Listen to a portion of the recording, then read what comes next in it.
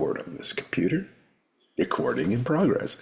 So, hi, this is Steve Barnes, and I'm here today to talk about something that was happening over the last few days.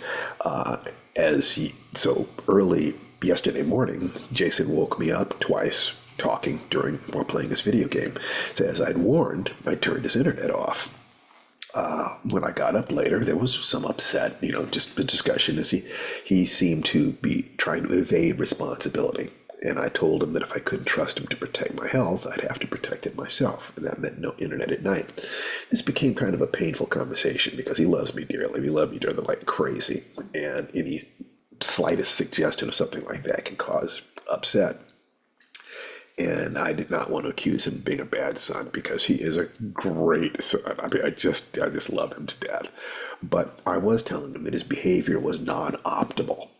I'd have been kinder about that, but the bottom line is that I have to protect my health and my life. And until he becomes more aware of his behavior and better capable of controlling it, I have to draw the line. I have to maintain my boundaries. So he was upset because, like I said, he has every drive to be the best kid in the world, and it's my belief that he is. He just needs to bring that out. So I kind of let him stew. If I'd gone to him, it would have been counterproductive. Here's the thing. If he comes to me to discuss things with his masks off because he is afraid of the internal pain, because if he is afraid of the external pain, my disapproval, I'm still providing him executive function, and he has to learn to do this for himself. If he thinks for himself, I'm a good person, I'm a good son, this behavior was not in alignment with this, therefore it was non-optimal and hurtful, I need to apologize. And since I've made it clear that apologies mean little or nothing without a plan to change the behavior, he would need to present me with a plan. So he needed to work his way through this on his own. I watched the clock, and it took him about 3 hours. Every instinct within me tried to force me to go and comfort him, but I couldn't do that without denying him a chance to grow. I also didn't threaten him. This had to be internal, and I mean that deeply. He has to work this out for himself. When he finally came to me, he did have a plan to stay quiet after 2. And I gave him a big thumbs up and smiles.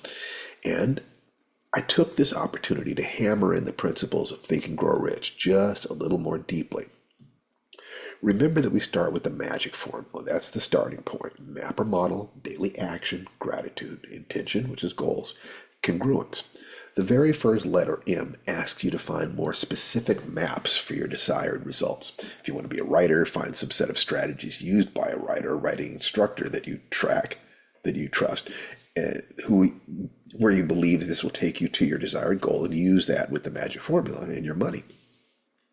We were about 6 steps into Think and Grow Rich when his 2-week vacation started, so this was an excuse to refresh his memory by applying it to this issue, applying Think and Grow Rich to a non-monetary issue. That's, to me, that's the kind of slyness that I enjoy.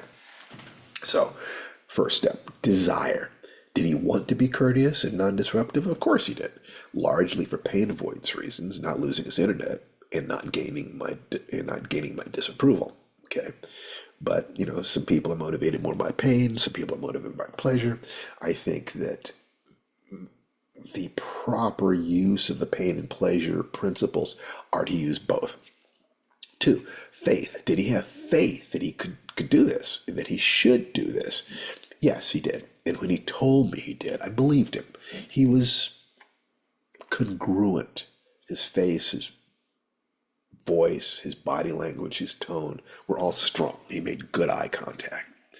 So 3, autosuggestion wasn't really necessary. If he'd not been aligned, then affirmations and incantations could be used to help him take his brakes off, operating within a structure of the 3 gates and the 3 centers, his beliefs, values, perceptions, emotions, role models, and maps, all aligned, all going in the same direction. But I believed he was already there. 4, specialized knowledge. If you've got the first 3 together, Google is your friend. Research, for instance, how can I set goals and keep them? Or are there ways of suppressing sound during gaming? Or I laugh too loud, how can I be more polite? Or something. Get into it. Start researching. Get ideas that aren't coming just from inside your own head. That leads you to imagination. Brainstorm 100 different ideas and let have them be absurd and silly. Good ideas come from generating a lot of bad ideas. That's the rule. But he came to me with 2 ideas and they were both perfectly good. So I wanted to praise him for that, not imply he hadn't done enough. So 2 ideas, fantastic. 6, organized plans.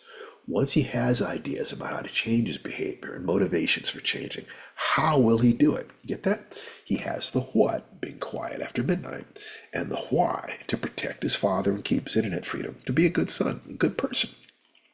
The how comes last. It is a matter of selecting the right ideas, seeing how he can implement them, and committing. 7, decision. He has to make a clear, strong decision. Then it stops being about me or anything outside himself, but is simply about keeping his word to himself. If you get that, that is a critical change to make. 8, persistence. That means he will not quit the first time he fails. In fact, he factors failure into his process. He will screw up, but if he knows how and why and when, if he learns, every experiment, every day becomes a chance to learn more about the situation. Keep his eyes on the goal.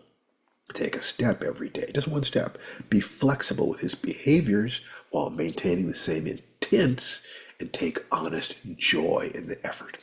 If success is the progressive realization of a worthy goal, then if you're doing it this way, you literally cannot lose. A mastermind. This is step 9, and this is where I stopped. The mastermind principle simply says that when 2 or more people align in spirit of total cooperation toward a common goal, they become a supermind, stronger than the sum of the parts. He could have come to me.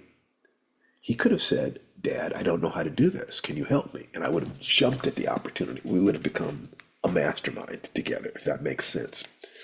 I walked him through those steps, and he was conscious and aware. And as my goal is to take him to being an awake, aware, adult human male, this was wonderful.